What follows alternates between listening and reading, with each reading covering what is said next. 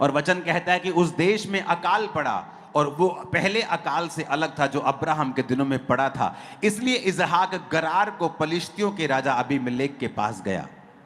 वहां यहोवा ने उसको दर्शन देके कहा, मिस्र में मत जा, जो देश में तुझे बताऊं उसी में रह, तू इसी देश में रह और मैं तेरे संग रहूंगा, तुझे आशीष दूंगा और जो शपथ तेरे पिता से मैंने खाई थी उसको पूरा करूंगा।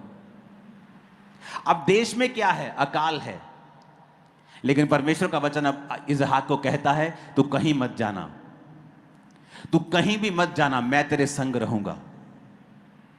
और अगर आप इसकी पूरी स्टोरी को पढ़ेंगे तो आपको बड़ी हैरानी होगी इस स्टोरी को पढ़ के, कि जब जहां इसहाक रहता था उसने ये नहीं बताया था कि मेरी पत्नी है, क्योंकि लोग उसकी पत्नी को ले लेते। लेकिन उसने परमेश्वर की आवाज के ऊपर भरोसा किया और अपनी जान की भी परवाह नहीं की। और वचन कहता है वो उसी देश में जब उसने बोना शुरू किया तो उसकी फसल 100 गुना फल लेके आ रही थी, जबकि बाकी लोग प्यासे मर रहे थे, अकाल से मर रहे थे। इसहाक की गाय, बैल, भेड़, बकरियां, लैंड, पैसा, जमीन, सारा कुछ परमेश्वर 100 गुना तेजी के साथ आशीषित कर रहे थे।